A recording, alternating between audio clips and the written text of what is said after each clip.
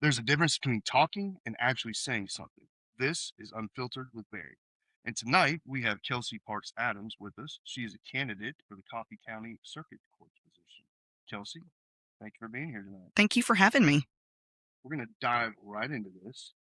Okay. And I want you to tell me who Kelsie Adams is before she became a candidate, not the resume. Well, I grew up in Hillsborough. I am the youngest of two girls. My dad worked for TDOT. My mom was a teacher at Hillsborough Elementary School and went to Coffee County High School, graduated in 2002. And I went to college. I went to MTSU, graduated with a social work degree from MTSU in 2007. And I have worked in the court system for 18 years. I started out as a juvenile probation officer at the youth service office. And then 11 years ago, I went to the DA's office and I have worked in the child support office ever since. So you've spent 18 years working alongside the Circuit Court Clerk's office. hmm What does that look like day to day basis? So currently with child support, I will file petitions, contempt of court for non-payment, modifications of child support worksheets. I will file all of that with the clerk's office. And right now I work, I have chancery cases that are chancery divorces, and I have circuit court cases too. So when you're filing with the Circuit Court Clerks, what's their part? Their part is to take my filing. If I have an order, they present it to the judge to have the judge sign it, and then they give it back to me so I can load that order into my system. They are the custodian of the record. So at what point did you go from someone who works alongside the clerk's office hmm to being someone who decided to run for the clerk's office? Well, my dad was an elected official, and I watched him in 2010 run a campaign, and it was something that I have been interested in. And I love this county, and I've prayed about it all summer long. And my husband and I talked about it all summer. And then when fall came, I decided that I was going to run for circuit court clerk. Was there a moment or incident or what was it that made you say, I'm perfect for this role or they need Kelsie Adams? I was getting a lot of phone calls asking me how to file certain things. And I thought, well, if I'm answering these questions, maybe I should run. So we've talked about kind of what you do on a day-to-day basis. What specifically, and we just touched on it here, what specifically has prepared you to run for this? I think I'm a social worker at heart. That's what my degree is. My degree is about showing up for people. It's about human management, human behavior, ethics. And I just feel like that degree has prepared me for this. 18 years in the court system, I just feel like I've been prepared for it. So it's more than just filing records. There's a human connection part Oh, to yeah, I this. definitely think so. They're a public facing office. So, yes, customer service is a big thing. So support enforcement hmm is legal work, It is. case management, court coordination, but it's not office administration. So what's your answer to someone who says you've never actually managed a government office? My answer to that would be I have managed cases with children on probation and their parents. So if you can manage children on probation as well as their parents, I think I can manage an office. And then I manage a caseload of 800 people who don't want to pay child support or want child support paid that it's not getting paid. So I feel like I deal with difficult situations a lot, and I can have difficult conversations. I can sit down with people and have those difficult face to face conversations, and I've had them for 18 years. Well, it's taught you that custom relationships Mm-hmm. and resolution. So most people are probably like me, and we've touched on this a little bit. But what does the circuit court clerk's office actually do that most people here in Coffee County don't understand? Okay. Well, they are the custodian of the record. Like I said before, they're the backbone of the court system. Everything filed for court is filed through that office. So any orders, any petitions, court calls, traffic tickets, everything like that is filed through that office.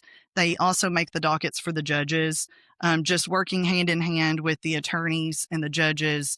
And they're a public facing office. So they just make things easier for citizens who need answers that may not have an attorney.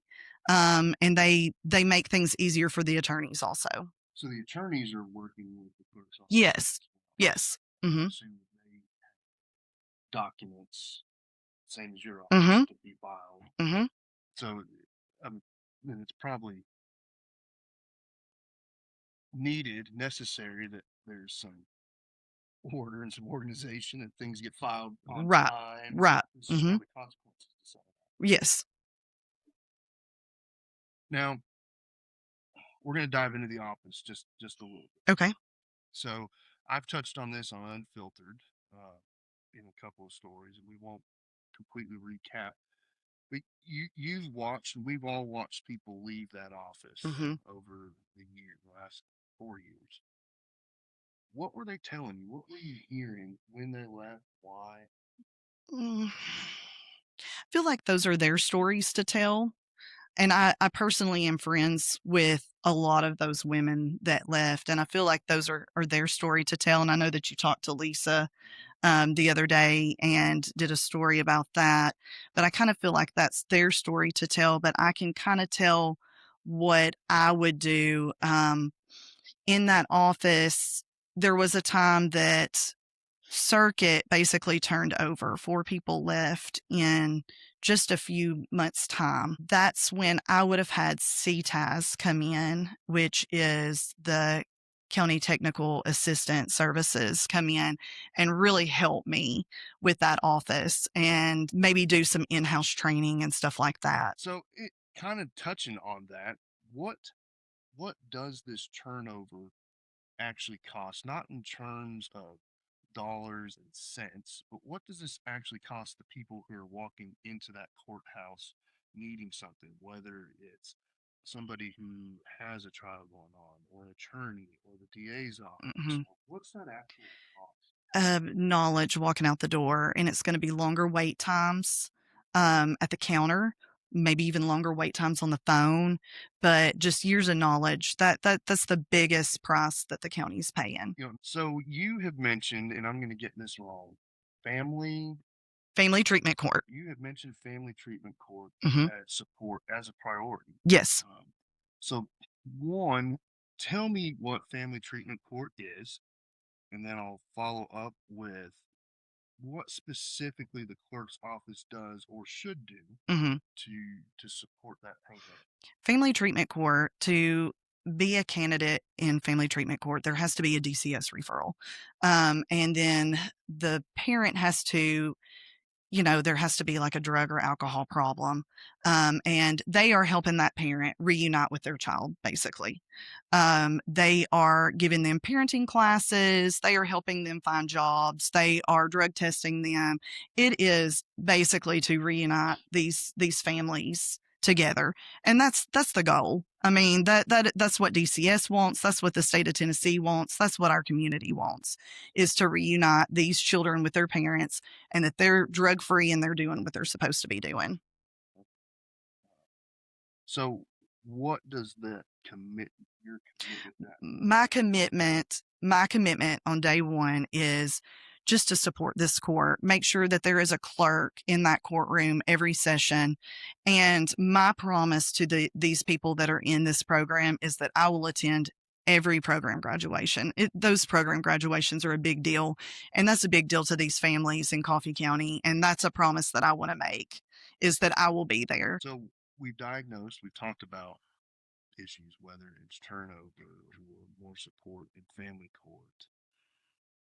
What are the first 3 things that you changed when elected when you walked through that door?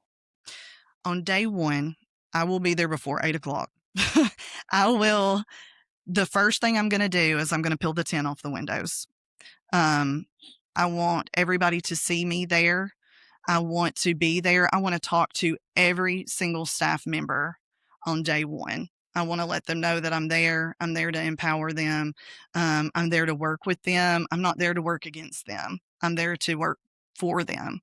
I want the public to know that. I want the public to know that I am there for them.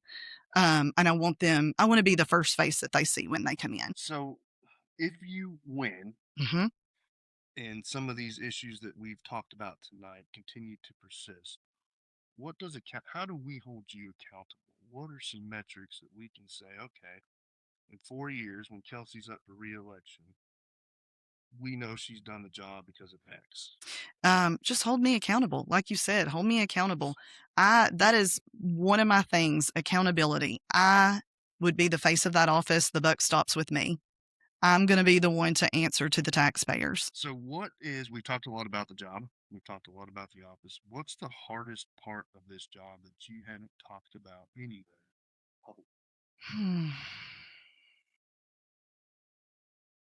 I think the hardest part will just be the new face there.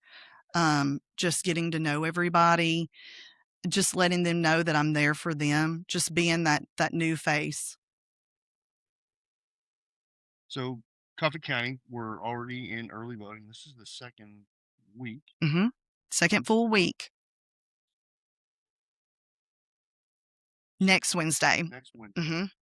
I meant to look before we sat down, but my understanding voter turnout. It's low. It's low. So hopefully some people watch this and get out. I hope so. Vote myself. Please do. There's what every county commissioner these are your primaries. Uh-huh. School board. It is. August, you got. I mean, a lot of it'll be done because the primaries. Right. But there's 30 to 40 offices right now. So wanting to make a change, now is the time. That's the time to do it. Yes. Impact. Yes. And this race will be over May 5th. Because there is no challenger. There is no challenger. So this is your chance. Yes. Yes. So May 5th is that date. What's the one thing that you want Coffee Countyans to understand before they go there? I want them to know that I'm working for them. I want to be the face of that office. First thing that they see, I can have these hard conversations and I'm ready to serve. Perfect. So we opened up by saying there's a difference between talking and saying something. Mm-hmm. It took me a couple tries, but I finally got it out. What are you saying tonight? I'm just saying that I'm ready to work for you, Coffee County, and just please get out. And I would love to have your vote. You heard what she had to say. You may like it, you may not, but the point is that you got to hear it straight from her. My name's Barry, and this is Unfiltered with Barry.